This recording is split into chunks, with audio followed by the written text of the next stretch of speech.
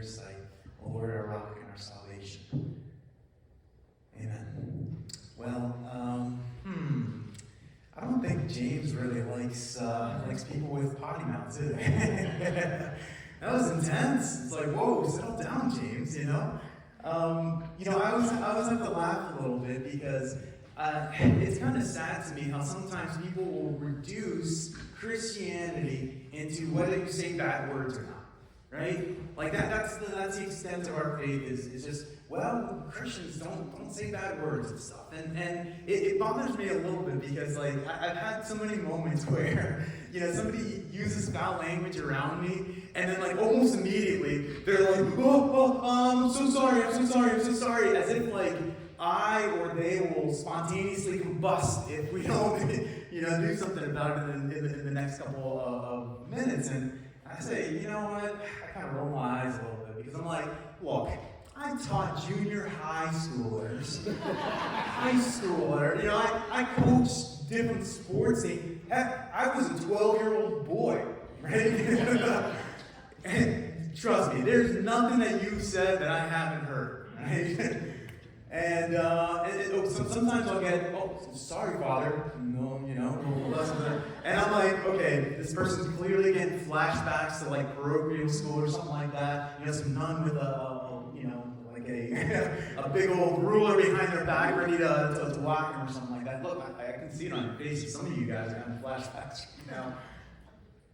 Well, when it comes to words being offensive, right, or even evil, context is a really, really important thing, right? Context is super, super important. It matters. And so shall we try pronouncing some foreign words to help illustrate this? All right? So what you see there on the left is this delicious meal. It's an El Salvadorian dish called a pupusa. Can you guys say that?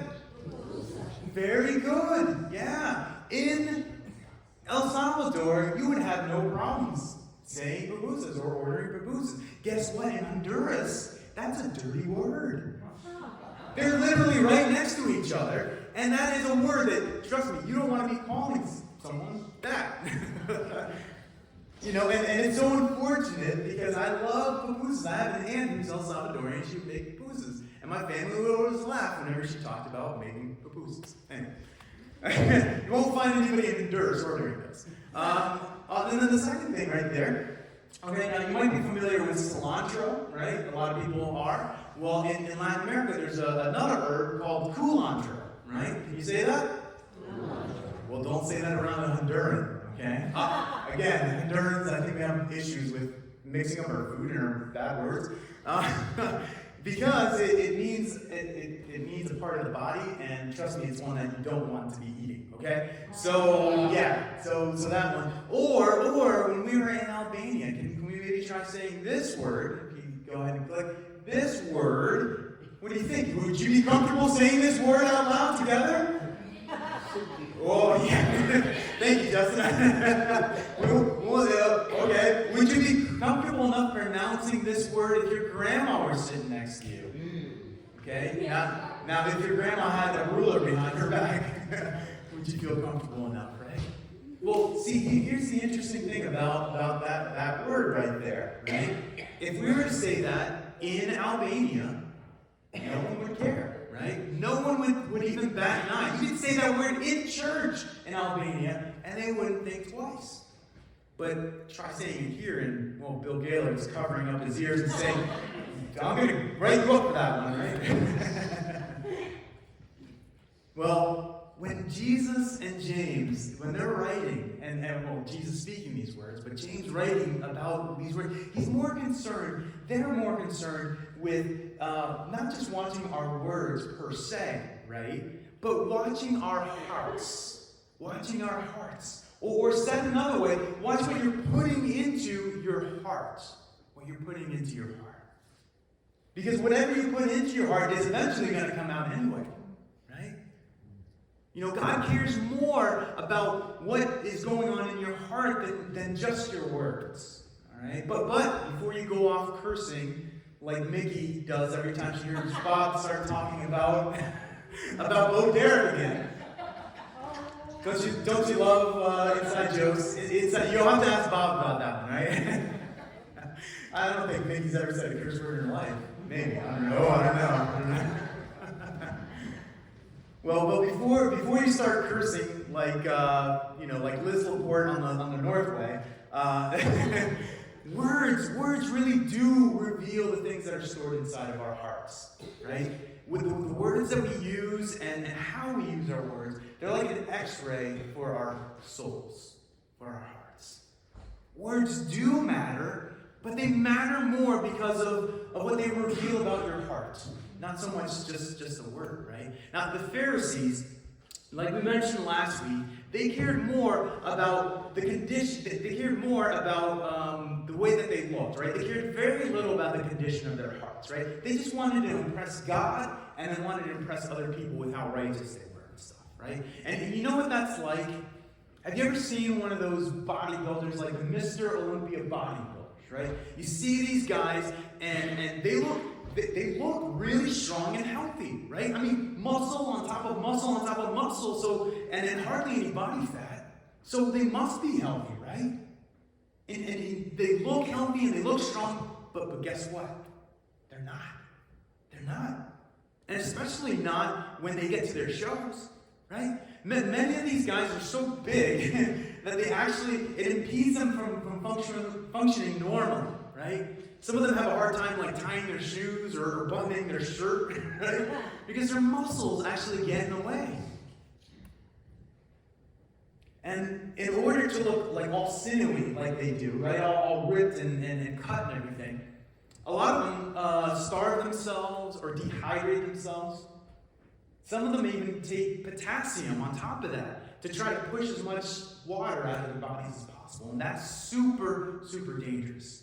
Super dangerous because it starts affecting, different parts of their body, right? Having that strain being put on someone's heart is a dangerous thing. Having that low of body fat percentage or composition, that means that your body, it starts looking for any available fat, and it starts taking it from your organs that you need to survive. And that's super dangerous.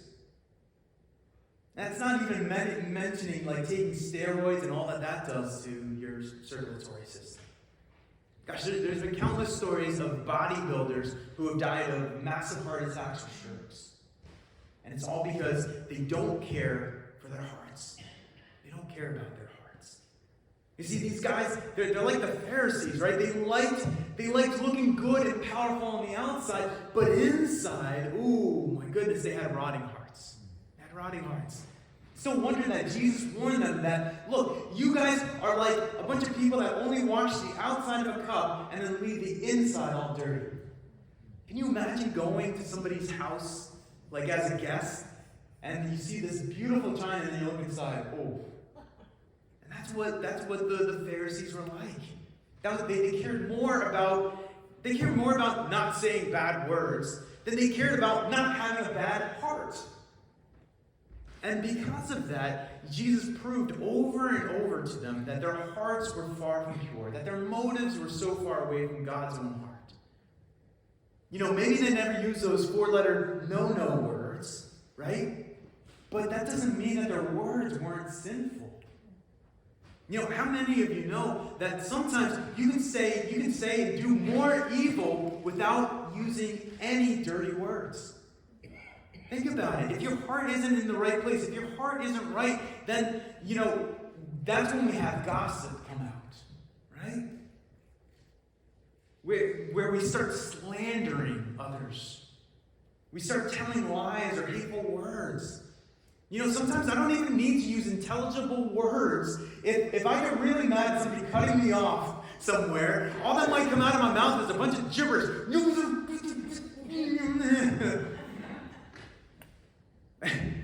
And my heart is not in the right place. Jesus, as always, he was giving a deeper understanding of the rule book, right? He was giving us a deeper understanding. He challenges us to understand that life is more about storing up good things. Storing up good things. He wants us to be just like a fig tree that produces figs and a grapevine that produces grapes. Storing up good things in your heart is going to produce life. Produces life. And so where do we harvest this all these good things that we put in there? Where do we get that from? Well, one of the obvious ones, you're in church. I'm going to say it's the Bible. The Bible with its timeless truths and encouragement, the wisdom found in its pages.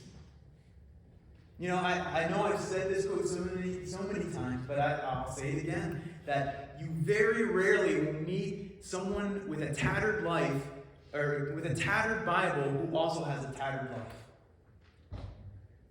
Man, I just believe that to be so true. I've seen so many brothers and sisters go through difficult things, but because they're in the Word, God sustains them and those around them.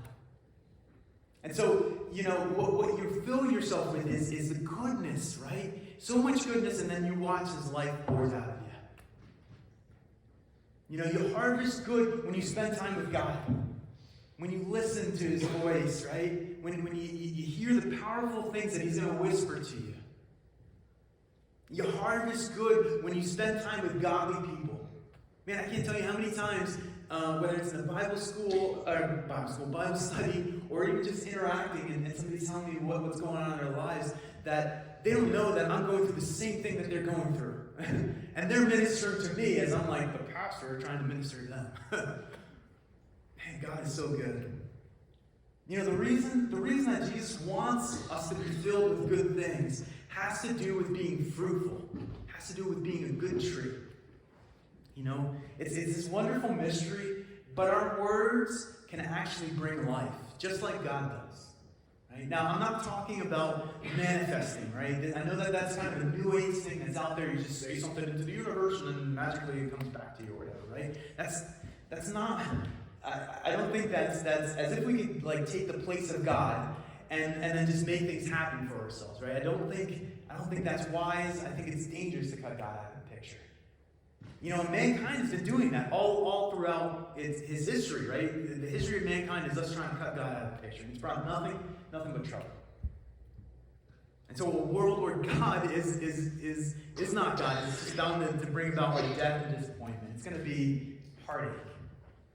But praying in faith, having a word of faith, is the opposite of manifesting something for yourself. Right? Because what you're saying when you pray and when you declare your faith in God, you're saying, okay, God, we trust you. We trust you. And, we believe that you can do anything that we're asking for. But we trust in your will. Let your will be done above all. Right? Above everything else. Do you see how that's powerful? How those words can breathe life? We can move mountains with words like that. And I believe that that's why God has given the gifts of the Spirit. And one of the gifts is the gift of encouragement. The gift of encouragement. Gosh, have you ever been brought back to life by the encouraging words of somebody else? I know I definitely have. There's this letter that I discovered online where there was a father who was camping with his family, and they were in Yosemite, and he discovered on his windshield that there was a note that was on there from a fellow camper. And I'm going to read you guys the note. Bro, that's how it started. Bro, I camped in the spot behind you last night, and let me say, you are killing it as a dad. First off, I watched your wife guide you in as you backed up your trailer and nailed it on the first try without any yelling. And then your kids unloaded from the truck, and they were mild-mannered and behaved and well-behaved. You told stories around the campfire, and I had the pleasure of listening to the sounds of giggles and laughter. From one dad to another, keep it up. You're killing it, man. P.S. Whatever you cook for dinner smells delicious. To talk about life-giving power of words. I guarantee you that the writer of this letter had some good stored up in it. So much so that he couldn't keep it in. He couldn't keep it in. And that is what Jesus is getting at here. That is what Jesus wants for us. To fill up so much good within us that it's not merely our words are good, but we bring life with our words, with our encouragement, with our compassion. You know, God calls it another way. Rivers of living water will be flowing from us. That's what God wants for us. More than just words, right? But he also wants us to be full of another gift of the Spirit, I believe. And it's attached to our words, and that's the gift of faith. The gift of faith, of having faith and trusting God. You know, there's so many people who are hopeless, and we can offer the hope that we have with this gift of faith. When we speak boldly about, we know that God is going to do awesome things. We've seen God do awesome things in healing our brothers and sisters, right? We've seen God provide in you know, for those of us that needed work or that were just in a difficult place. We need to continue to share those things with the rest of the world, not just ourselves.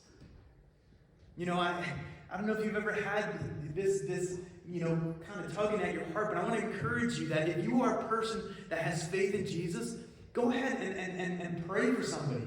Pray for somebody, right? Because here's what you do when you pray for someone and you know that you have faith in Jesus. You start praying, and then it's like you bring them before the very presence of God. I've had it happen to me so many times where I'll pray with somebody, and all of a sudden, like the hairs on the back of my neck start sticking up, and I'm like, whoa, what's going on? Okay, God. Oh, God, you're here. You're doing something. Oh, my goodness. Okay, this is awesome, God. All right, now sick them, Holy Spirit. Sick them. You know, go after them.